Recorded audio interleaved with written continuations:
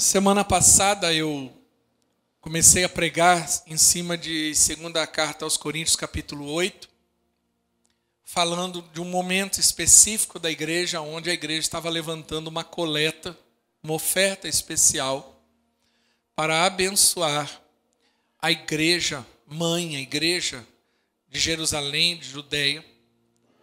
E as igrejas da Macedônia, que eram compostas pela igreja de Filipos, Tessalônica e também a igreja de Éfeso.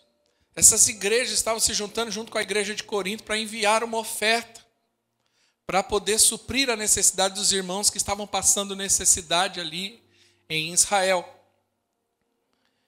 E falamos muito sobre generosidade.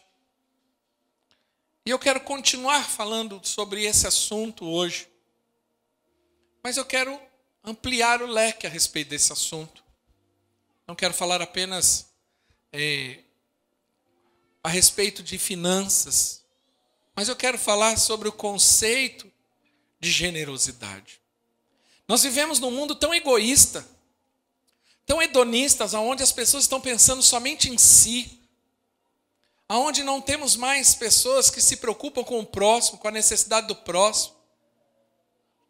A minha percepção pessoal é que, principalmente depois da pandemia, onde ficou muito eminente a questão da morte, do sofrimento, parece que as pessoas se voltaram mais para si mesmo, se tornaram mais centradas em si. Então, às vezes, a sensação que eu tenho é que, por mais que se fale em ajudar, em fazer algo, na verdade, há muita até hipocrisia, porque é como aqueles filmes onde há uma tragédia e as pessoas começam a fugir e começa um passar por cima do outro, né? Cada um tentando se salvar de alguma medida e não se preocupando ali com as pessoas que estão ali à beira da morte. E a sensação que eu tenho, pessoal, é que parece que hoje vivemos dessa forma. Mas eu quero dar continuidade nesse tema. E eu queria que nós usássemos como base 2ª carta aos Coríntios, capítulo 9, que é uma continuação do capítulo 8, a partir do versículo 5. Paulo motivando a igreja, Paulo querendo ali trazer o entendimento, argumentando com a igreja de Corinto a importância de participar desse momento e de ser generoso. Paulo estende a sua mensagem, o seu tema, porque ele precisa enfatizar algumas coisas a respeito de generosidade, alguns princípios e valores. Então, capítulo 9, no versículo 5, diz assim: Assim, achei necessário recomendar que os irmãos o visitem antes que conclua os preparativos para a contribuição de que vocês prometeram. Então ela estará pronta como oferta generosa, e não como algo dado com avareza. Lembre-se que aquele que semeia pouco também colherá pouco, e aquele que semeia com fartura também colherá fartamente. Cada um dê conforme determinou o seu coração, não com pesar ou por obrigação, pois Deus ama quem dá com alegria. E Deus é poderoso para fazer que lhe seja acrescentado toda graça, para que em todas as coisas, em todo o tempo, tendo tudo o que é necessário, vocês transbordem em toda boa obra, como está escrito. Distribuiu, deu os seus bens aos necessitados, e a sua justiça dura para sempre. Aquele que supre a semente ao que semeia e pão ao que come, também lhe suprirá e multiplicará a semente e fará crescer os frutos da justiça. Vocês serão enriquecidos em todas as formas, para que possam ser generosos em qualquer ocasião. E por nosso intermédio, a sua generosidade resulte em ação de graças a Deus. O serviço ministerial que vocês estão realizando não está apenas suprindo as necessidades do povo de Deus, mas também transbordando em muitas expressões de gratidão a Deus.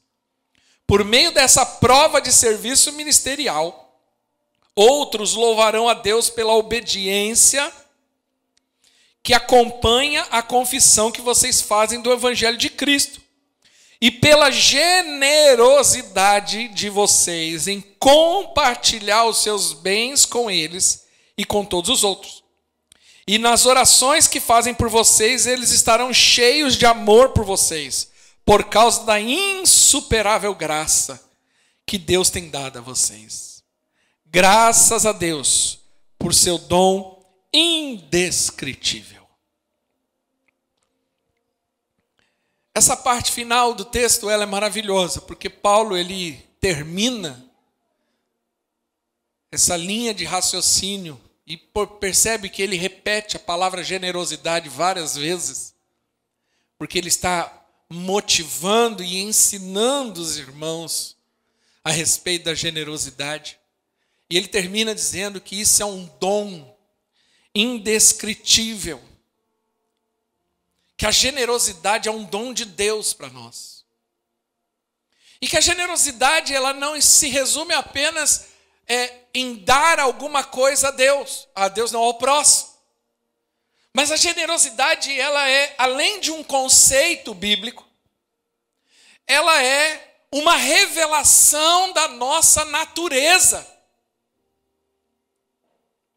Paulo ele estava ensinando sobre generosidade e ele estava, na verdade, mostrando que a generosidade é a expressão do próprio coração de Deus, porque Deus é um Pai generoso. Em todo momento na Bíblia, se você olhar por essa perspectiva, você vai ver que Deus está sempre dando algo ao homem. E tudo que Deus fez ao homem, fez de forma generosa.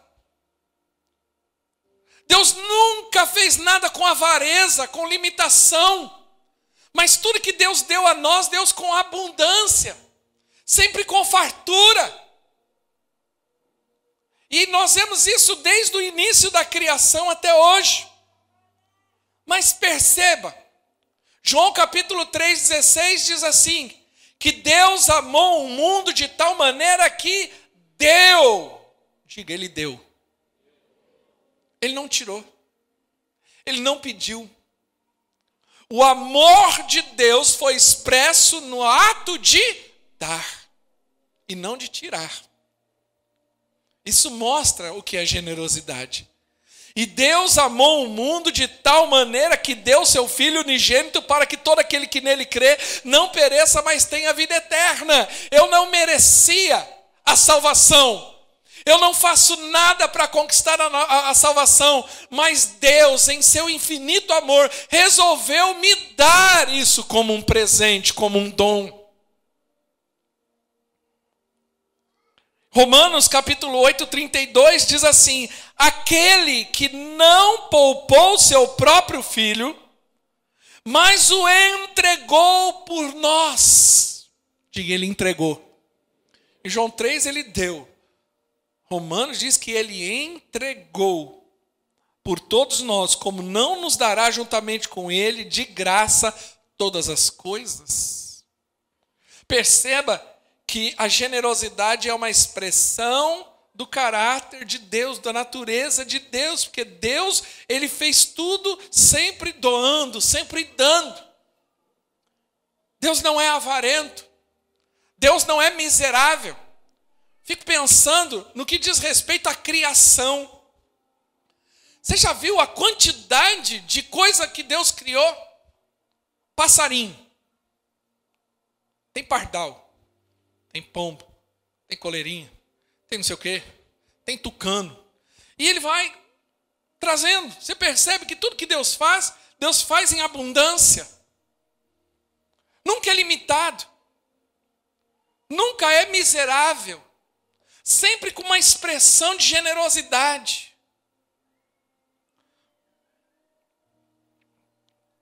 Se a pessoa que está do seu lado é da sua família, olha para ela e perceba, olha a expressão da generosidade de Deus. Olha, ela Deus te deu o privilégio de você ser parente dela. Olha que beleza. Se é irmão da igreja, olha para ele e fala assim, olha que bênção, Deus me deu o privilégio de ser seu irmão em Cristo. Isso é muita generosidade. Salmo 115, 16, diz assim, os mais altos céus pertencem ao Senhor, mas a terra ele confiou. Em algumas traduções diz que ele deu ao homem. Ele deu.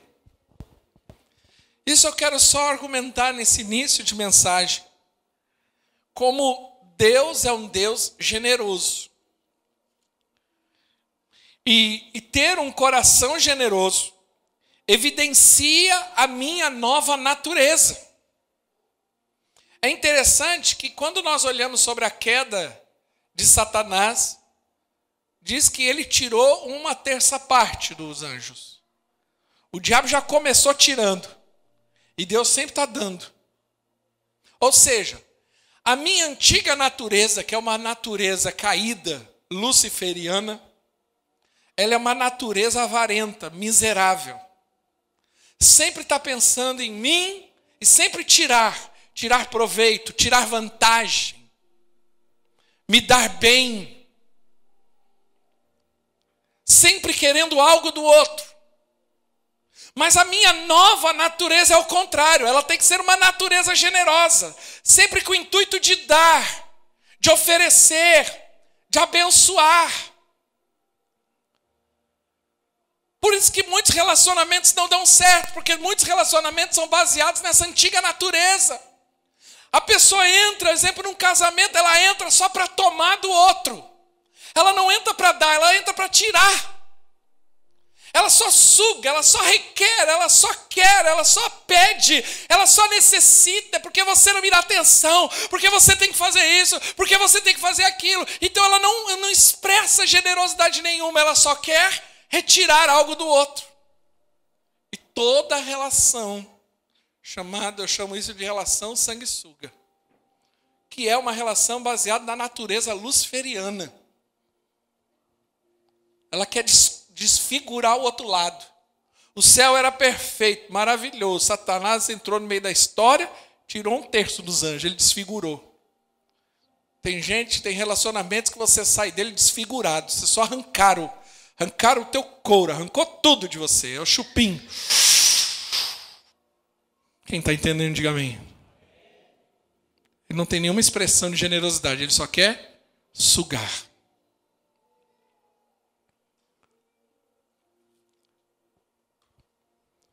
Texto de 1 Coríntios, voltando ao texto. 1 Coríntios, não. É isso mesmo. 2 Coríntios, né? Capítulo 9, versículo 5.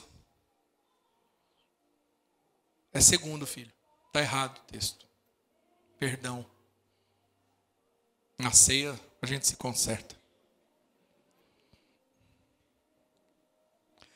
Assim achei necessário recomendar que os irmãos os visitem antes que concluam os preparativos para a contribuição que vocês prometeram. Então ela estará pronta como oferta generosa e não como algo dado com avareza. Paulo estava requerendo uma oferta que esses irmãos tinham prometido, contei isso na mensagem semana passada. Essa oferta ou esse movimento para abençoar a igreja de Israel, de Jerusalém e Judéia, ela começou com um movimento entre as igrejas que saíram dessa igreja mãe e a própria igreja de Corinto, que foi que deu início a esse projeto. Há 1 ano não tinha enviado nada. Então Paulo chega ali, a igreja de Corinto, manda uma carta e fala assim, olha, vocês comprometeram, vocês precisam entender agora a importância desse compromisso. E Paulo, com muita graça e sabedoria, expliquei isso na semana passada, ele exorta os irmãos que tinham se comprometido, mas não tinham executado ainda a sua obrigação, sua responsabilidade, sua palavra. E ele já começa nesse texto dizendo justamente isso. Ele fala ali no final, então ela estará pronta não como oferta generosa e não como algo dado como avareza. Por quê? Porque generosidade é uma expressão, né? Algumas traduções está como oferta generosa, e algumas traduções está como expressão de generosidade. Porque a nossa generosidade revela o tamanho da nossa grandeza. Avareza é coisa de gente pequena. Gente não nascida de novo. Gente que ainda não se converteu. Gente que ainda está debaixo da natureza luciferiana. Nós precisamos entender que nós somos filhos de Deus, filhos do Rei do Universo. É esperado de toda pessoa nessa posição generosidade. E a generosidade tem a ver com mentalidade. Não tem a ver com o tamanho da sua conta bancária. Tem a ver com o seu coração, com a sua natureza. Algumas pessoas falam, mas eu só quem tem que ser generoso tem que ser quem tem bastante dinheiro. Não. A generosidade não tem a ver com conta bancária, tem a ver com natureza. Com revelação de quem você é em Cristo, com a sua identidade. Vou dar 2 exemplos. Alexandre o Grande foi o imperador do Império Grego, o império que antecedeu o Império Romano, mais ou menos 400 anos antes de Cristo. E ele foi um grande conquistador de nações. Seu império expandiu muito na época. E um dia, conta o historiador, que ele entrou numa dessas cidades que ele conquistou, com a sua comitiva. E ele estava ali, entrando ali, né, uma comitiva enorme. E aí, havia um mendigo. E ele pega uma moeda de um grande valor de ouro e joga para o mendigo. Um dos homens que estava ao seu lado questiona e fala assim, mas não havia necessidade de você dar tanto para alguém que é tão pobre? Não é? Qualquer coisa menor do que isso já seria bom para ele. Para que você deu tanto? E aí Alexandre o Grande responde, essa moeda não tem nada a ver com ele, tem a ver comigo. Na minha posição, eu não poderia dar menos daquilo que eu tenho. Nós vemos esse coração em Salomão. Abra comigo. Ali no livro de 1 Reis, capítulo 10, quando a rainha de Sabá vai visitar Salomão e ela fica ali impressionada com a grandeza, com a riqueza, com a prosperidade de Salomão, e ela leva uma oferta gigantesca para Salomão, porque era comum, né, os visitantes, principalmente reis de outras nações, presentear ali o rei visitado. E ela fica impressionada com a sabedoria, com a prosperidade de Salomão. Mas é interessante nesse texto que no versículo 13 diz assim, o rei Salomão deu à rainha de Sabá tudo quanto ela desejou, afora tudo quanto lhe deu por sua generosidade real. Diga, generosidade real. Assim voltou e se foi para a sua terra com os seus servos. É interessante que nessa relação, aquele rei, Salomão, que recebe a visita da rainha de Sabá, e ali eles estão ali se relacionando, conversando, e ela veio, abençoou a vida dele, toda ali, ela cumpriu todo o protocolo que era natural da época. Mas quando ela vai embora, a Bíblia diz que Salomão deu tudo que ela pediu. Todas as respostas, tudo que ela falou, ele deu por conta da sua generosidade real. Por quê? Porque Salomão, ele não era um homem rico, abastado porque ele tinha ouro, mas porque ele tinha um coração diferenciado, uma mentalidade diferenciada. É possível ter uma conta bancária gigantesca e ser miserável. E é possível ter uma conta bancária bem limitada e ser próspero e generoso. Porque tem a ver com mentalidade, tem a ver com coração, tem a ver com natureza. Quem está entendendo, diga amém. A generosidade sempre fala de algo extravagante, acima da medida normal. Quando Jesus fica espantado, um dos momentos mais interessantes do ministério de Jesus é que um dia ele estava ali do lado do gasofilácio, que é onde as pessoas ofertavam e colocavam seus dízimos, suas ofertas, e uma mulher veio, uma mulher simples, pobre, e deu ali 2 moedas, que aos olhos naturais não valiam muito, porque ele estava vendo que muitos vinham e colocavam muito dinheiro. Mas quando aquela mulher veio e colocou 2 moedas, ele ficou abismado, e ele chamou os discípulos e falou: olha aqui, o que essa mulher fez? E os discípulos olhando não deram muito valor, porque, poxa, 2 moedas. Imagine alguém vai dar 2 moedas de 10 centavos, aquela moeda que fica no console do carro rodando ali. E Jesus fica espantado e falou: vocês não entenderam. Aqueles que estavam lá estavam dando o que lhes sobrava, mas ela deu tudo que tinha. Porque a generosidade sempre vai nos levar a ser extravagante. É o contrário, é o oposto da miséria, da avareza. É o oposto disso. Então nós precisamos aprender a ser generosos na nossa vida. A generosidade não tem a ver apenas com dinheiro, mas tem a ver com se doar, o se entregar. Deus tem me dado talentos, Deus tem me dado sabedoria, Deus tem me dado algo, então eu vou ser generoso.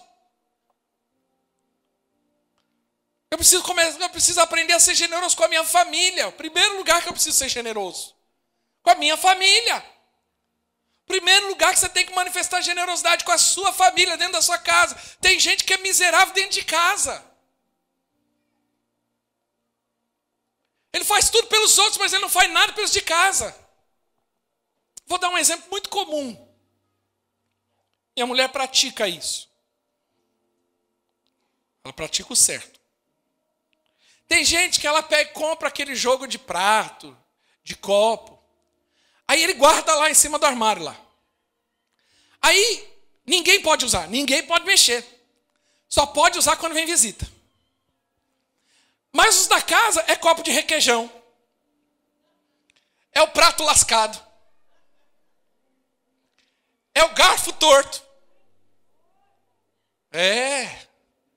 Por quê? Não, isso aqui é só para visita. Mas os de casa usa de qualquer jeito. Por quê? Miserável. Ele não entende que os de casa têm que ser abençoados primeiro. Eu vou honrar os de casa. Eu vou usar o meu melhor. Claro que na hora de lavar a louça vai ter que tomar cuidado para não lascar o prato novo. Mas quantos estão entendendo? Diga amém.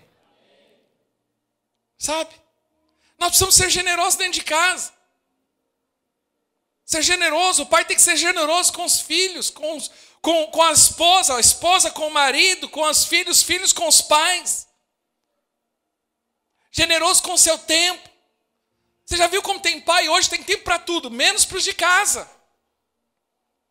Ele tem tempo para trabalho, ele tem tempo para a igreja, ele tem tempo para o ministério, mas ele não tem tempo para os de casa. Hoje tem gente que dá mais tempo para o celular do que para os filhos, para o marido, para a esposa. É generoso com o WhatsApp, é generoso com as mídias sociais, mas com os de casa não. Não há generosidade.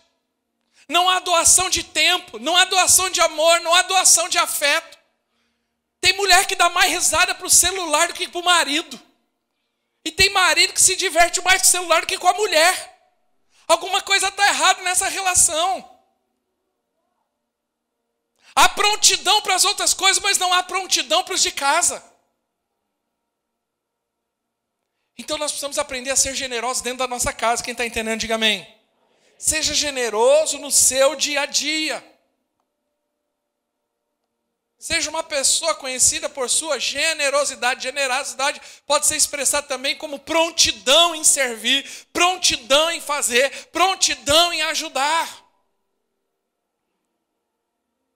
Seja generoso com as suas palavras.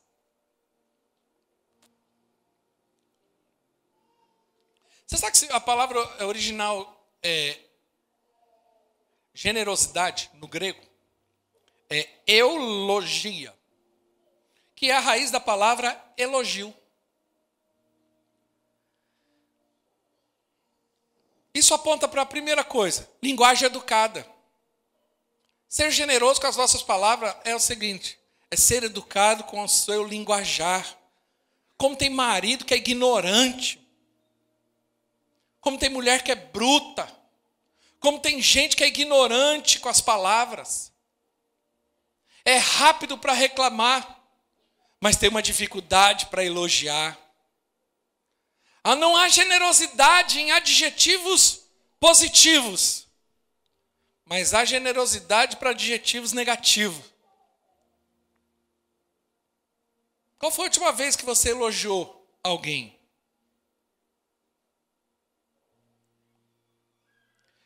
Tem pessoas que quando chegam em casa, estou falando agora a nível de casa, mas isso serve para todo ambiente. Ele é avarento até para conversar. A pessoa chega do lado dele e isso acontece muito principalmente com o homem. A mulher fala, ele... sim, tá bom. Aí vem o filho. Pai, isso, aquilo. Bom. Sim. Tá bom. Mas quando está com os amigos, conversa que só. Bate o maior papão.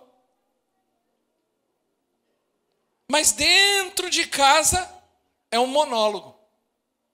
Não tem comunicação. Não tem conversação. Não tem elogio. Quando eu falo de ser generoso com as suas palavras, nós aprendemos a elogiar mais as pessoas. Quem está entendendo, diga amém. Seja generoso com os seus recursos. Deus te deu um talento, seja generoso com ele. Sirva com ele, por meio do seu talento. Seja generoso, Deus te deu um talento. Qual é o seu talento? Então sirva com o seu talento. Eu estou dizendo, comentei aqui antes da mensagem. Estamos precisando de um anfitrião. Se Deus te deu uma casa, se Deus te deu um teto, seja generoso. Abra a casa. Deus está te dando recurso. Seja generoso por meio de seus dízimos, da sua oferta. Seja generoso com os seus talentos e dons, com a capacidade que Deus está te dando. Seja generoso com o seu tempo para as coisas de Deus. É o que Paulo estava querendo ensinar para eles.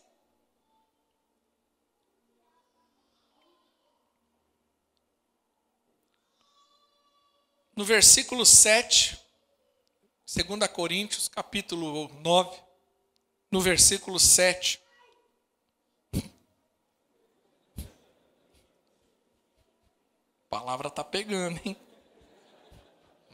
Gritando até ai. Versículo 7 diz assim: cada um dê conforme determinou o seu coração, não com pesar ou por obrigação, pois Deus ama quem dá com alegria.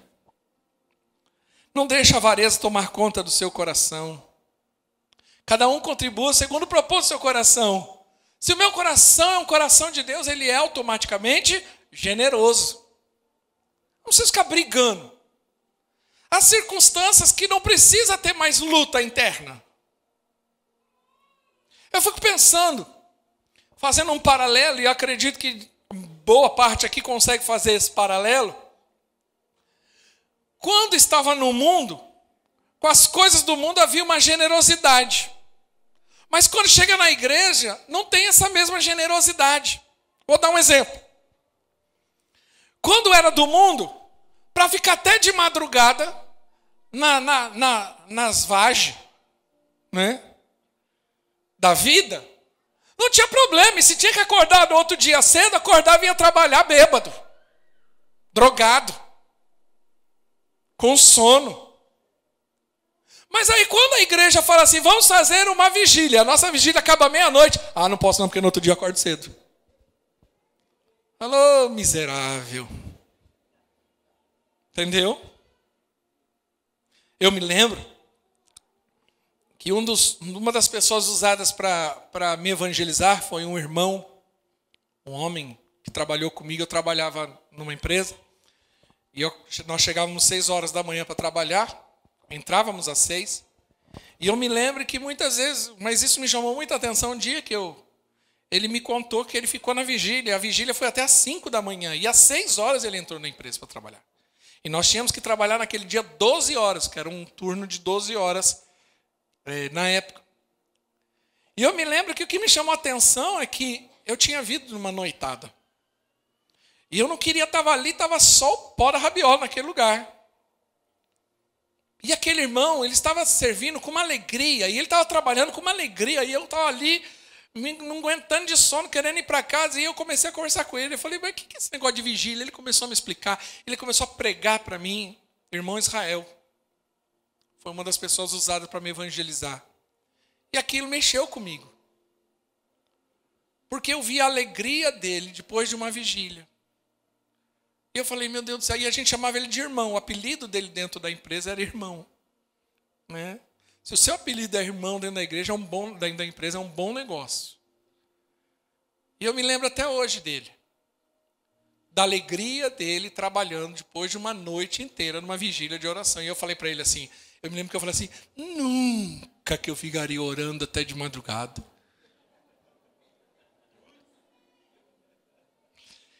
Quem já falou nunca para as coisas de Deus aqui? Quem já falou nunca vou numa igreja? Nunca vou dar dízimo, bobinho.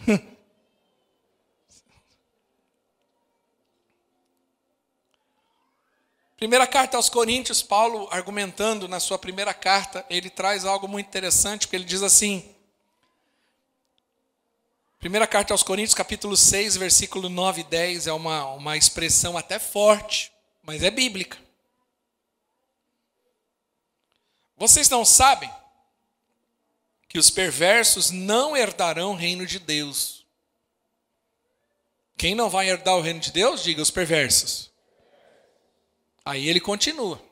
Não se deixe enganar, nem imorais, nem idólatras, nem adúlteros, nem homossexuais, passivos ou ativos, nem ladrões, nem avarentos, nem alcoólatras, nem caluniadores, nem trapaceiros herdarão o reino de Deus. Quem não vai entrar no céu? O avarento. Por quê, pastor? Porque no céu só entra quem tem a natureza de Deus. Por isso que ele nos dá uma nova natureza. E na natureza de Deus eu preciso entender que eu vou expressar a generosidade. Agora, há uma promessa contida nesse texto de segunda carta aos Coríntios, capítulo 9. Abre lá comigo. No versículo 8 diz assim: e Deus é poderoso para fazer que lhe seja acrescentado toda a graça, para que em todas as coisas, em todo tempo, tendo tudo o que é necessário, vocês transbordem em toda boa obra. Qual que é a promessa de Deus contida nesse texto? Paulo argumenta sobre a generosidade, ele fala que é uma expressão do coração daquele que é de Deus, e ele fala, olha, existe uma promessa. Ele fala, qual que é a promessa? Que nós vamos abundar em tudo. Porque perceba que o versículo anterior, ele é um argumento para o versículo que nós estamos lendo. O versículo anterior, ele está dizendo um argumento.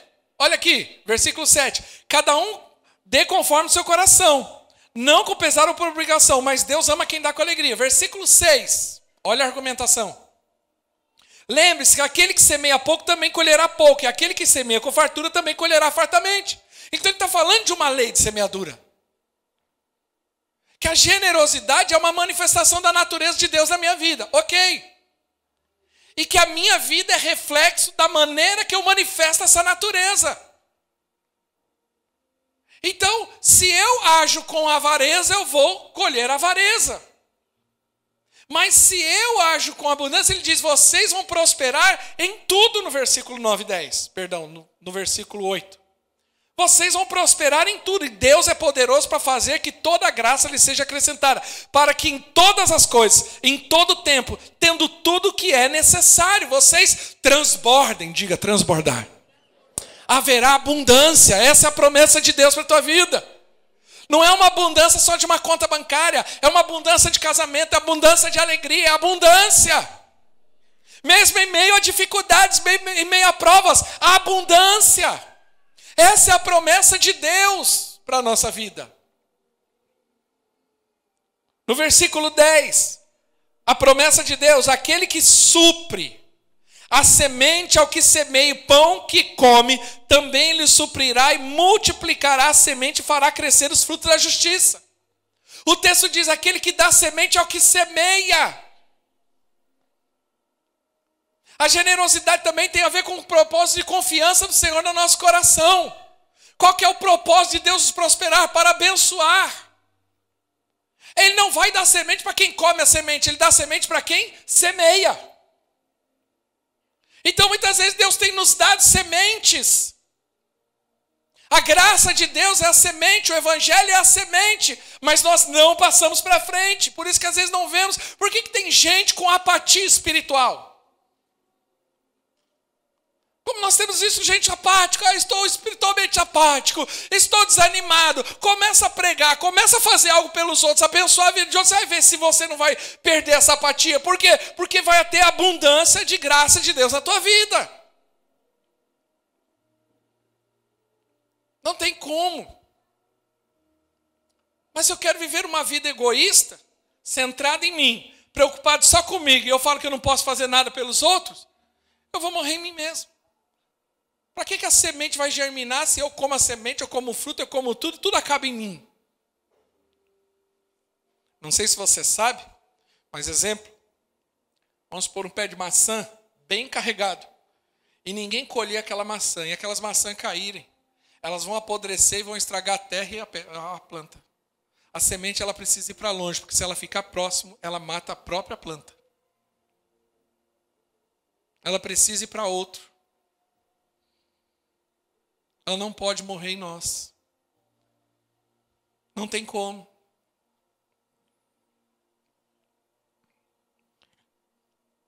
O texto diz: aquele que supre a semente ao que semeia, e pão ao que come, também lhe suprirá e multiplicará a semente. A matemática de Deus, esses dias o Carlão estava ensinando aqui da matemática de Deus, né? A matemática de Deus é diferente do homem. O homem diz, retém, e Deus fala, dá.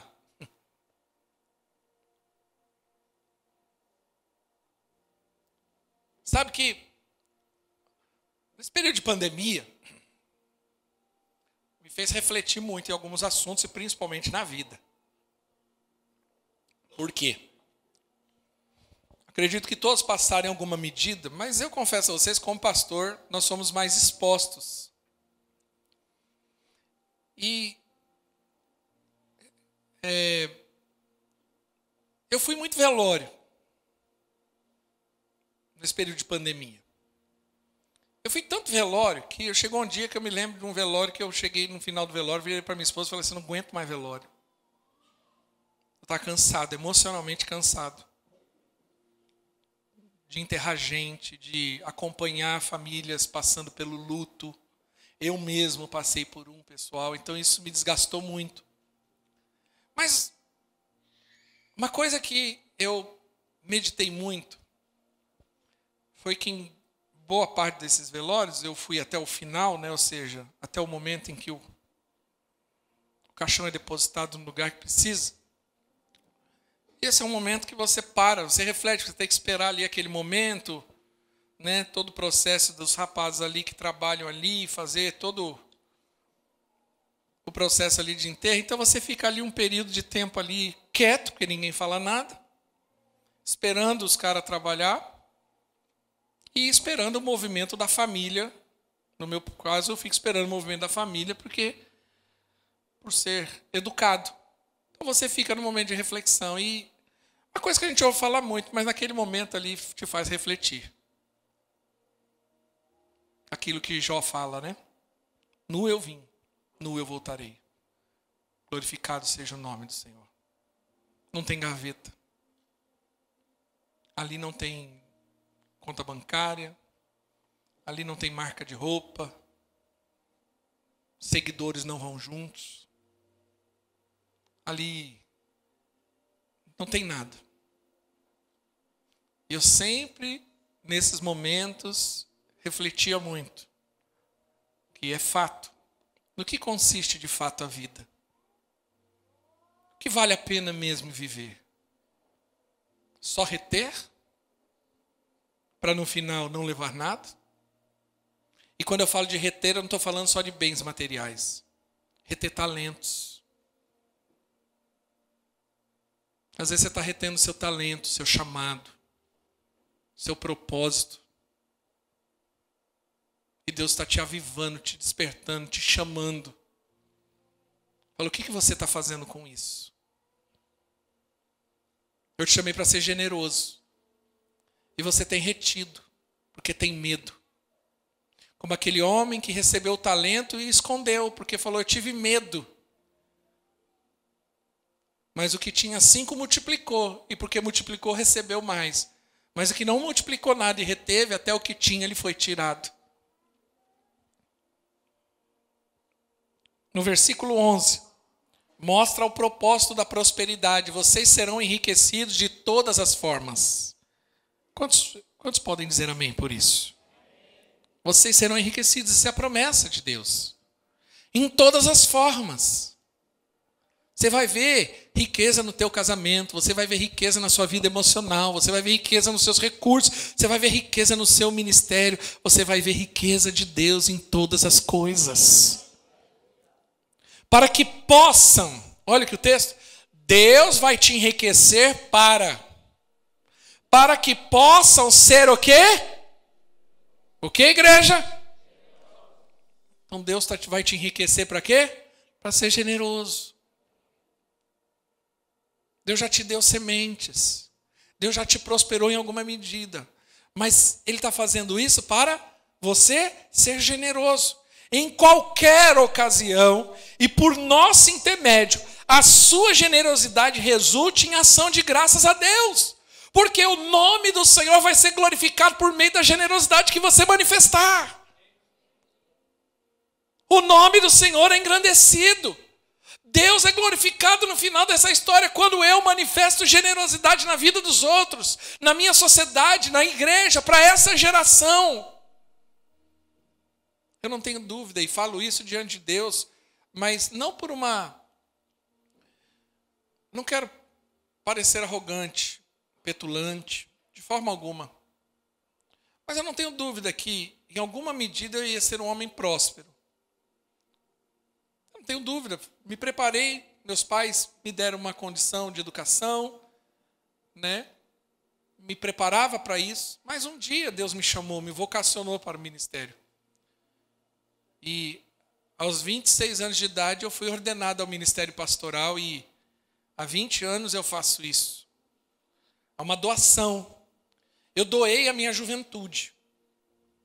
Né? Hoje eu tenho 46 anos. Posso começar muita coisa, mas quero te dizer uma coisa. Eu perdi minha juventude no ministério. Eu doei, nesse momento, mais de 20 anos da minha vida, integralmente, e a minha mulher junto disso, a juventude dela, os sonhos, os projetos pessoais, nós fizemos isso por amor à obra de Deus, por um chamado, por uma vocação. Porque entendemos essa natureza do Senhor. Porque por meio dessa generosidade, porque, irmão, você pode doar dinheiro, você pode doar teu carro, você pode doar suas ações. Mas deixa eu falar uma coisa, a coisa mais importante que você tem, a sua maior riqueza é o seu tempo. É o seu tempo. Carro eu compro outro, mas tempo eu não consigo. Então, há algo de Deus nessa história. Você doar seu tempo aos irmãos que servem ao ministério, que lideram, que nos ajudam. Eles abrem mão do seu tempo, eles estão dizendo, olha, eu quero generosamente semear um tempo da minha vida. Eu sei que muitas vezes passa na cabeça, eu poderia estar fazendo outra coisa e ser mais feliz. É verdade. Porque é muito mais agradável ir para o shopping do que está fazendo certas coisas que o ministério pede. É verdade. Não é tudo flores nessa história. Não são tudo flores, perdão. Não é tudo lindo, maravilhoso. Tem os entraves, tem as angústias, tem os sofrimentos, tem o choro. O ministério produz choro, não só alegria. Eu nunca vi ninguém voltar do shopping chorando, só se gastou muito no cartão de crédito. Mas normalmente volta feliz, satisfeito. É ou não é? Eu nunca vi ninguém. A Daiane, a irmã Daiane. Cadê a Daiane, mãe do Gabriel? Levanta a mão aí. Ah lá, tá atrás, isso. Voltou ontem de Maceió, né? Recife. Andou de avião, foi pro resort. Pergunta se está triste. Claro que não, nem eu. Sem cozinhar, sem passar, sem lavar por uma semana. Chegava, estava tudo pronto, saía do quarto, quando voltava estava arrumado. Quem não quer essa vida? Eu. Né? Eu queria essa mesma vida também, todo dia. Esses dias eu vi um meme e falei, é verdade, cadê os passarinhos da Branca de Neve que vinha e arrumava tudo? Também quero. Né? Quando eu era garoto, tinha a Dini é um gênio, ela dava um clique lá e resolvia a coisa. Queria isso, mas não é a nossa realidade. Ninguém volta de uma viagem de Recife triste. Claro que não. Ai, que tristeza, sol, comida à vontade. Claro que não. Mas eu quero te dizer uma coisa. Quando você doa o seu tempo, é uma semente poderosa no Senhor. E eu louvo a Deus pela vida daqueles que têm doado seu tempo, seus talentos, seus recursos para a obra do Senhor. E graças a Deus nessa igreja são muitos. Porque é uma semente do céu sendo semeada. E Deus está sendo glorificado. E no versículo 13, ele termina, uau, por meio dessa prova de serviço ministerial, outros, aleluia, louvarão a Deus pela obediência que acompanha a confissão que vocês fazem do Evangelho de Cristo e pela generosidade de vocês em compartilhar seus bens com eles e com todos os outros. Aleluia. Outros louvarão o Senhor por meio da nossa generosidade. Isso já acontece em alguma medida para cada um que está aqui hoje ouvindo essa mensagem. Mas nós podemos multiplicar essas vozes que glorificaram o Senhor.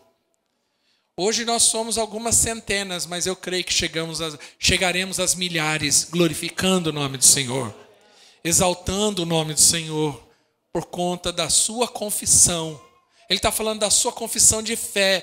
Você é de Cristo, agora você tem uma nova natureza, então eu tenho essa natureza de ser generoso no Senhor. Nada do que eu tenho é meu, é do Senhor. E eu vou glorificar o Senhor por meio disso.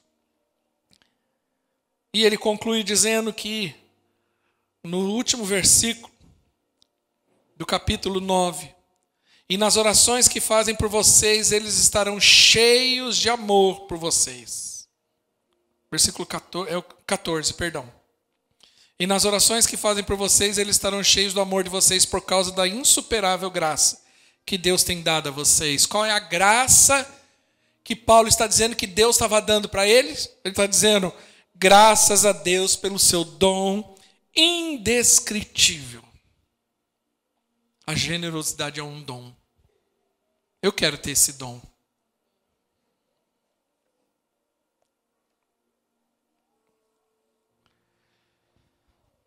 Eu queria, a banda pode subir, eu queria encerrar com esse texto de Lucas capítulo 6.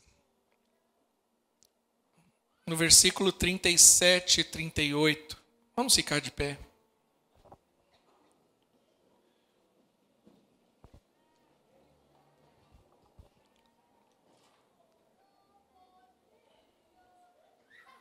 Versículo 37 e 38. Só o 38, perdão. O texto diz assim: deem e será dado a vocês uma boa medida, calcada, sacudida e transbordante será dada a vocês, pois a medida que usarem também será usada para medir vocês. O texto de Cristo, ele está dizendo justamente ao que nós estamos aqui aprendendo essa noite. Que da mesma medida que eu medir, eu serei medido, inclusive pelo Senhor. Se eu sou generoso, Deus sempre vai me retribuir com generosidade, porque generosidade é uma semente, além de ser uma expressão da natureza de Deus em nós. Porém, o texto diz que se eu der, e isso que eu acho interessante no Senhor, Deus nunca vai retribuir na mesma medida, sempre maior. Sempre maior. Ele está falando que vai ser uma boa medida. Recalcada ou calcada, em algumas traduções. Sacudida. Para quando você pega ali o sacola e dá uma balançada para encaixar melhor, para caber mais. E a Bíblia diz transbordante. Uma coisa que eu tenho aprendido com a palavra do Senhor, que Deus nunca vai ficar devendo para nós. Deus sempre vai trazer algo além daquilo que nós fazemos para o Senhor. Essa é a expressão de Cristo para as nossas vidas. Nós poderíamos ainda estar vivendo como no Antigo Testamento. Mata um boi, mata uma pomba, mata um cabrito e vai vivendo desse jeito. Mas Deus, Ele é um Deus generoso. E Ele sempre quando pensa em nós, Ele pensa no melhor. Ele fala, não, eu vou dar o melhor. Eu vou dar o meu próprio filho. É a coisa mais importante. É o meu Isaac. Por isso que nós cantamos hoje esse louvor, Jeová Jireh. Porque quando Abraão vai sacrificar, Deus fala assim, eu quero o seu Isaac. Mas Deus, eu tenho tanta coisa, eu poderia dar outra coisa. Eu poderia dar meus bois, meus camelos, meus servos, minhas servas. Não, o que você tem de mais importante? Eu tenho Isaac, é meu filho, esperei 25 anos pela promessa. Então é Isaac. Quando Abraão leva Isaac, está próximo ali do sacrifício de Isaac. Deus fala, chega, eu já entendi o seu coração. Eu já sei que o que eu te pedi você está disposto a me dar. Você é generoso. Quando Abraão olha para o lado, está preso ali um carneiro. E Abraão declara que aquele lugar é o monte do Jeová Jireh, o Deus da provisão. Jesus Cristo é o Jeová Jireh, a provisão que nós precisávamos. Eu estava perdido, destinado a viver uma eternidade sem o Senhor. Mas Cristo veio como provisão de Deus para a nossa vida, como a expressão da generosidade do coração de Deus, para que eu e você pudéssemos ser salvos.